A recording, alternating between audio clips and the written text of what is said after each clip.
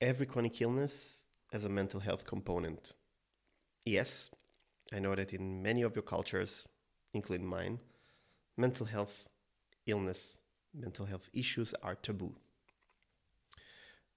But I want to challenge this perception and say that a component of mental health issue doesn't make you or define you as something else. Mental health as itself is what help us keep up with this increasingly demanding world around us. And when you are bedridden, and even if not, if you have a chronic illness of any sort, it takes a toll on you, on your loved one, or your caretaker, on your support system. When you acknowledge that you actually are challenging yourself and being challenged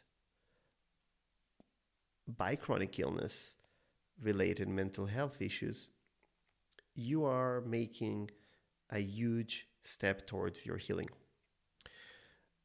I myself didn't acknowledge the fact that I have mental health issues, and I delayed my diagnosis in years. Years.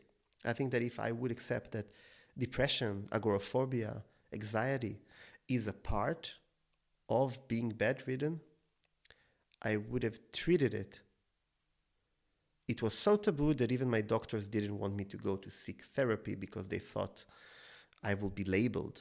But we live in a different world right now. Even if you're not able to leave bed, there are services today, there are startups that provide very, very affordable mental health counseling online directly to your phone. We have Better Help. We have many others. We have AI-based tools. The reason why you should take care of your mental health when diagnosed with chronic illness is that when you're diagnosed, your body and mind are actually going through the 4 stages of grief.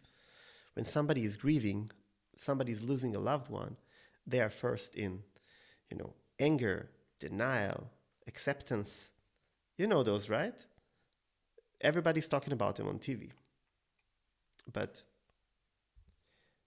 the problem is that we are not associating the death of our perceived healthy body to a regular death of somebody.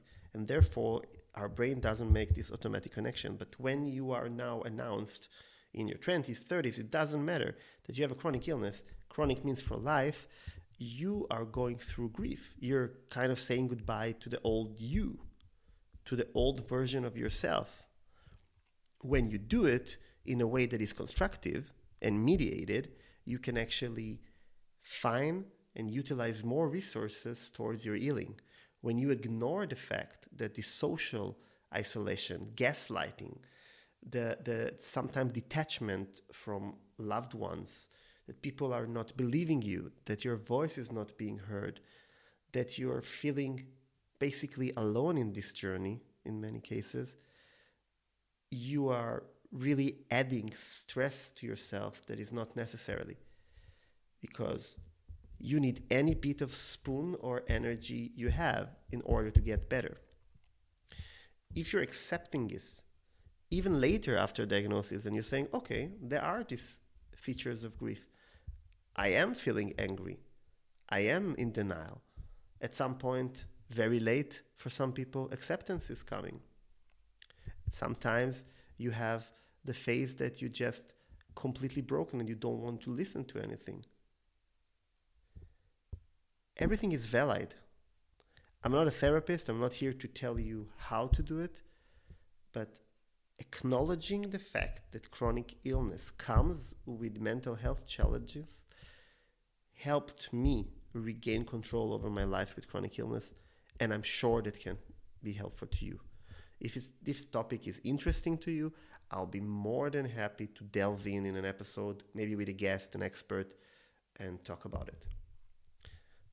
I'm a bit brain fogged today, so the number 4 stage of grief didn't come up to my brain for some reason, but it's okay because we have chronic illness. Stay healthy and be in touch. See you in the next time.